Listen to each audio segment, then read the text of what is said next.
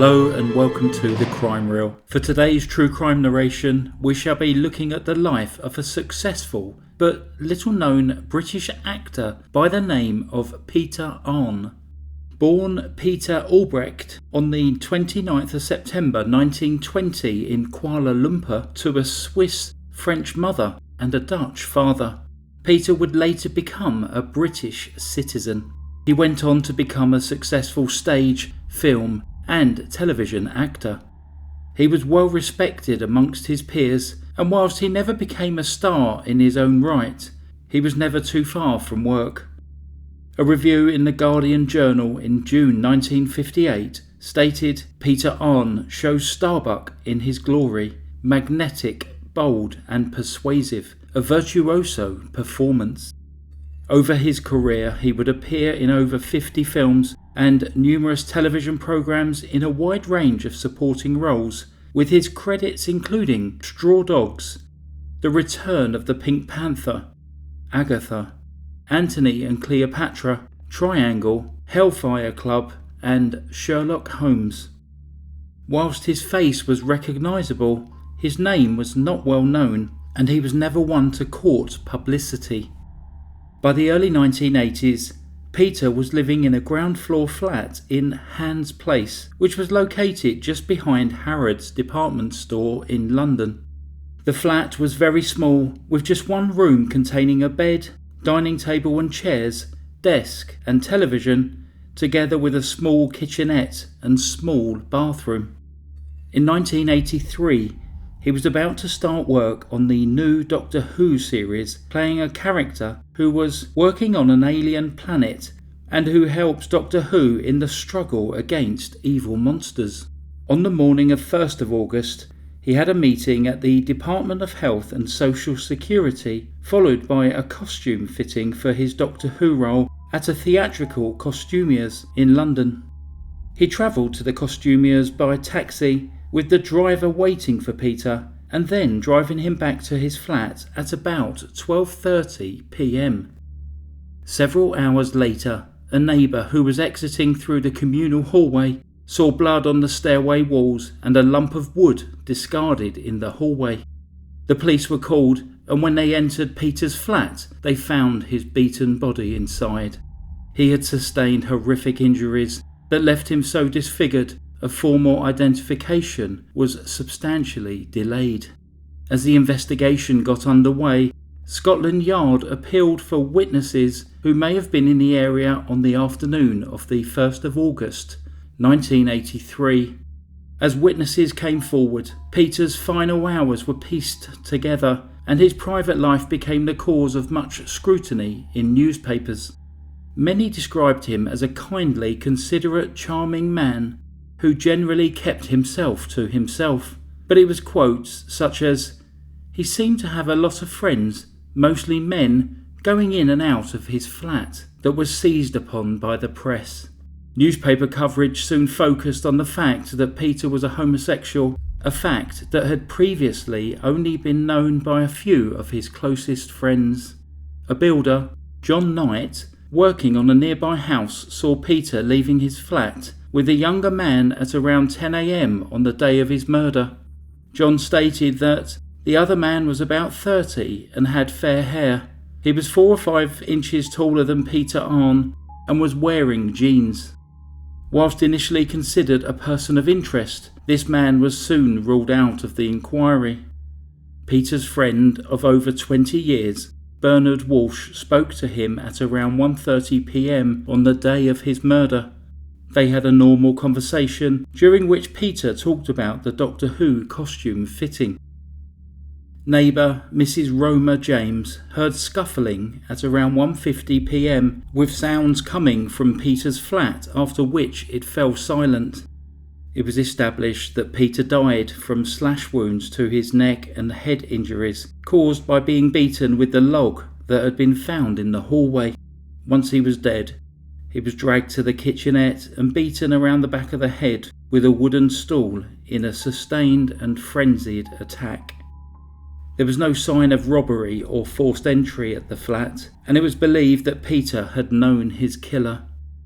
The discovery of Peter's diary was considered potentially very important, and as interviews continued, a common description of a man seen hanging around the flat on the day of the murder began to emerge. Several people recalled seeing a young, scruffy-looking man with a rucksack. The bearded man was wearing a crumpled khaki safari suit, about 5'9" to 6 foot tall, and around 25 to 30 years of age, and he was seen at multiple points throughout the morning. He looked as though he had slept in his clothes. Postman Stuart Aldridge recalled seeing a scruffy man that day who was unable to speak much English, asking if Peter lived on that street. Peter's friend spoke out in his defence, with a Miss Douglas stating that Peter had been grossly libelled in reports of his death, with others objecting to the extensive newspaper coverage referencing what was described as his sordid lifestyle, stating that the investigation had created an impression that he was a hoary old man scouring London's gay bars in search of a casual affair. Actress Sylvia Sims said, "That is so wrong, so very far from the truth of the man. Peter was a lovely, dear friend. The impression being created that he was a randy old idiot scraping around is so awful and dreadfully wrong." With actress Dilys Lay adding that he was a sensitive, gentle, generous man. He was elegant, a man with class and style, and not this sort of person who is being portrayed in the gutter press at the moment. Several sources were reported as saying that Peter, who was in the habit of visiting some of London's poorer areas and chatting to people who were living rough, and whilst reports surfaced that Peter used a second name, John Arnett, to cover his clandestine affairs, this was completely discredited when it was revealed that John Arnott was the previous tenant at Peter's flat. 8 days after Peter's murder, the police issued a photo fit of the scruffy man who had been seen by many and received dozens of leads. Then, on the 11th of August, it was reported that not only had the man in the photo fit been identified, but that he was dead. 32-year-old Giuseppe Peruzzi was an Italian teacher from Verona who worked with children with special needs. Back in Italy, he had been finding the demands of his job ever more difficult and, after a recent breakup with his girlfriend, had asked the school governors for an extended holiday so that he could travel throughout Europe. He had arrived in England in the middle of June and was sleeping rough in London's parks, and it is believed that around this time he met Peter, who would often take him food. On the day that Peter was murdered, Giuseppe vanished. His passport and a pile of blood-stained clothes were found on the riverbank at Putney. Giuseppe's body was pulled out of the river 3 days later at Wandsworth Reach. He was naked other than a silk scarf that was tied around one of his ankles. This pink silk scarf was given to him by his ex-girlfriend Daniela, who said that he had lost his trust in women and hoped to find men more understanding. Whilst Giuseppe's fingerprints were found at Peter's flat, there were none that conclusively linked him to the murder. However, with the witness statements and blood on his shoes being identified as belonging to Peter, it was concluded at the inquest that Giuseppe was most likely responsible for Peter's death, and he himself had died by ending his own life. At the time of his death, Peter was halfway through writing his life story and left behind a legacy of television and film roles, and no doubt a wealth of stories and anecdotes that the world would never get to hear. Please subscribe if you are new to the channel, and also add any comments down below. I really want to pass on my thanks to Luke Carroll, and in memory of his mother, Lena.